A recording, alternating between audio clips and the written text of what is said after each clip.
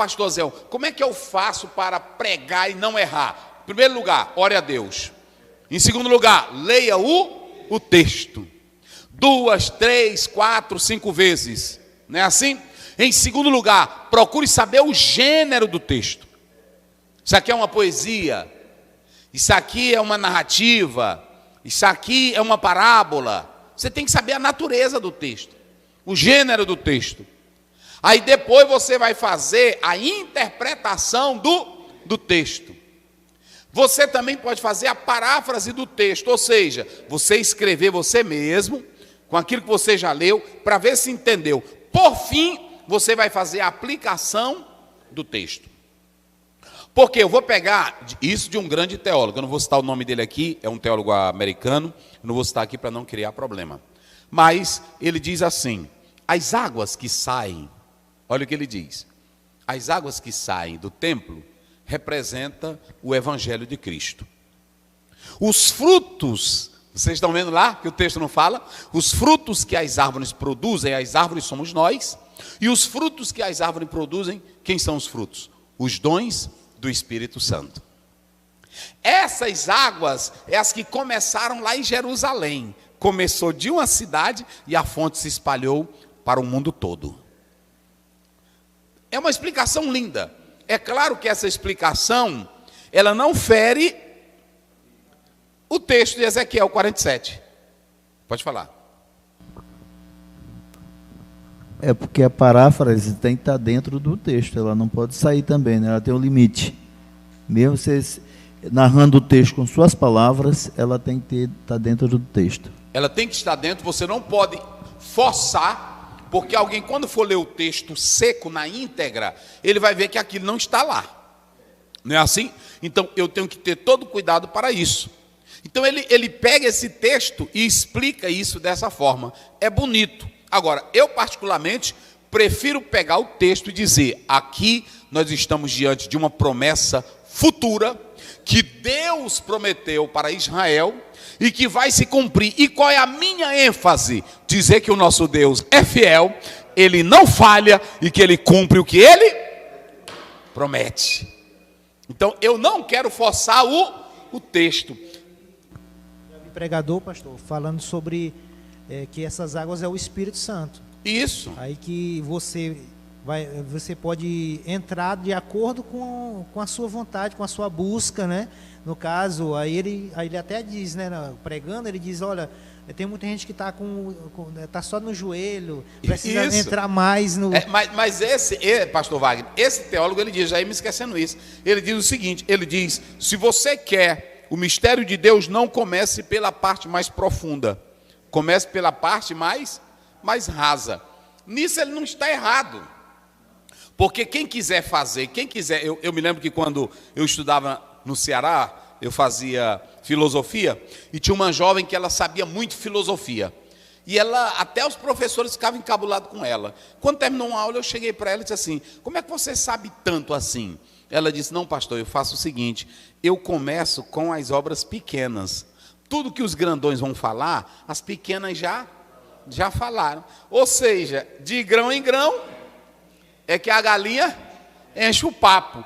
Aí não comece com coisas profundas. Ora, se tu não sabe nem as elementares, não é assim? Então eu tenho que começar pelo alicerce, depois pelos tijolos, não é assim?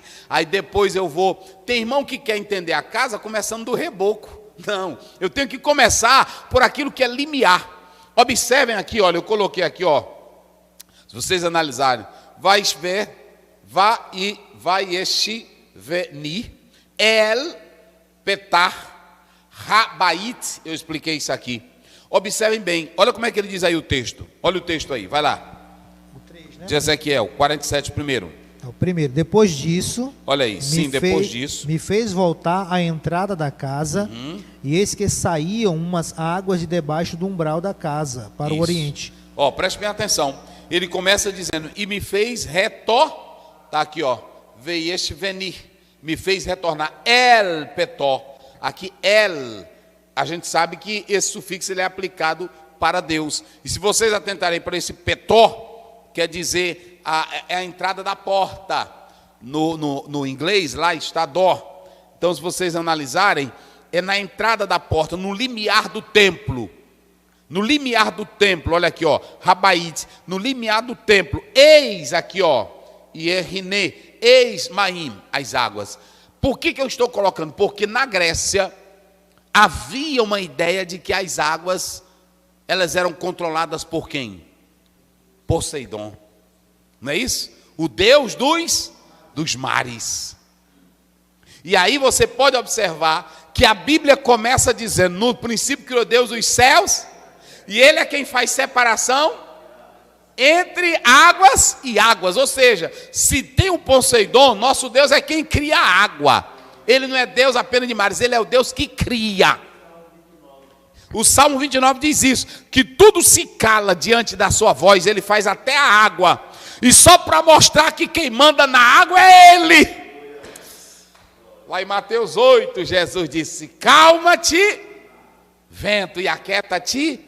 Não tem negócio de, com nós aqui, irmão, com a igreja, conosco, não tem essa história de Poseidon, não tem essa história de águas controladas por diabo.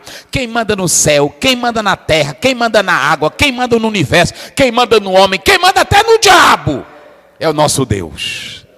Eita glória, fique com medo não, que quem manda é Ele. Então, aí esse comentador, ele diz o seguinte, começa lá pelos dedinhos dos pés, né? Lá, aí pronto, aí você vem pelo joelho. Ou seja, ele está falando aqui da experiência, né?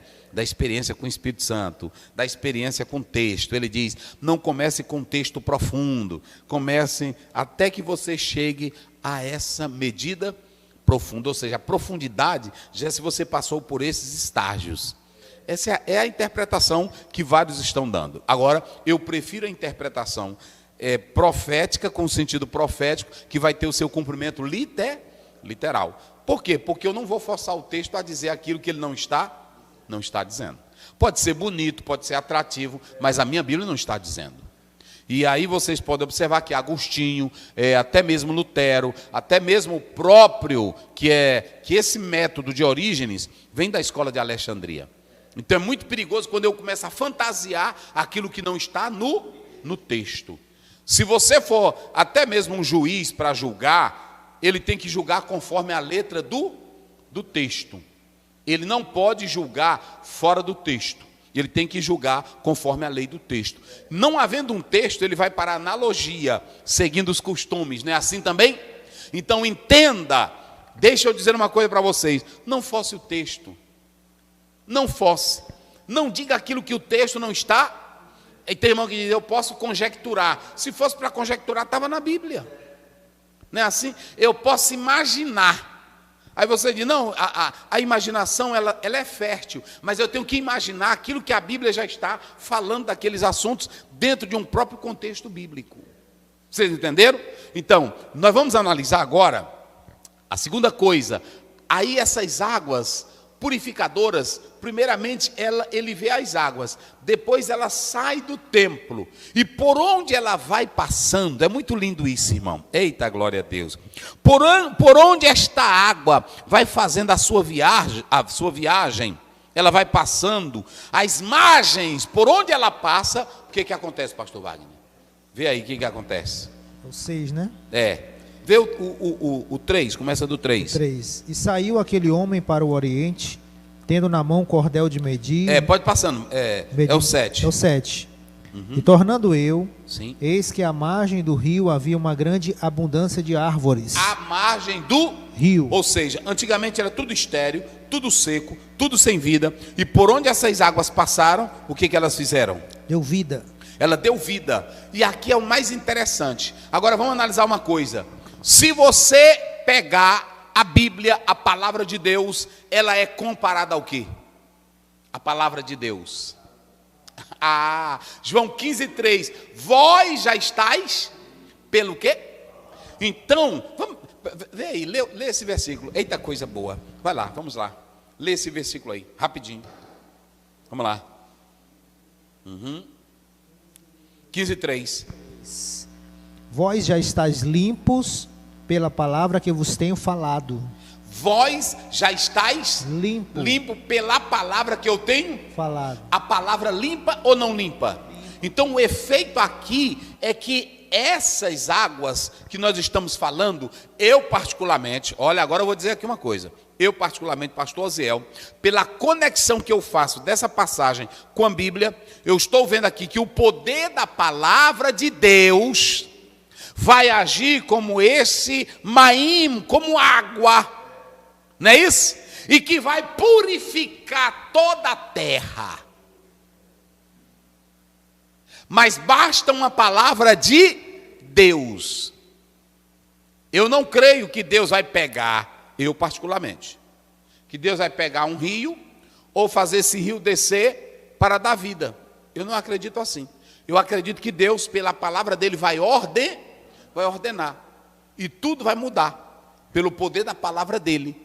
Assim como ele criou os céus e a terra, assim como ele criou Gênesis, com rios que passavam dentro, 4 que se tornavam em 4 braços, não é assim? Eu acredito que o mesmo Deus que promete essa terra maravilhosa, ele vai sarar essa terra ferida, essa terra que geme, como está lá em Romanos 8, essa terra amaldiçoada pelo pecado, ele vai transformar ela. E aí você pode observar que tudo terá vida.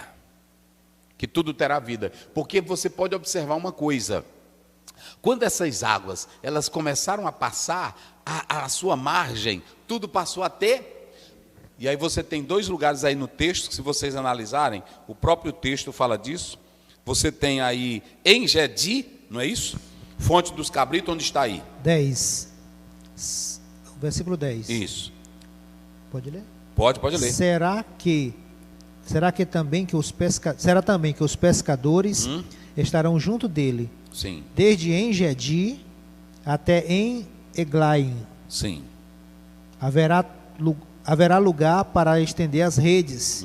O seu peixe, segundo a sua espécie, será como o peixe do mar grande, Sim. em multidão excessiva. Em quantidade excessiva. Observe que eu coloquei aí, se vocês pegarem esse En-Gedi, e se vocês pegarem essa, tanto En-Gedi, como vocês também pegarem En-Eglaim, né aí? En-Eglaim, fonte dos bezerros, esses locais estavam desertos, sem vida, áridos, mas quando as águas purificadoras passaram, aí para mostrar que era um lugar fértil, produtivo, abençoado, aí os pescadores, eles têm as suas redes, foram para lá porque se tornaram oásis, se tornaram locais produtivos. Isso.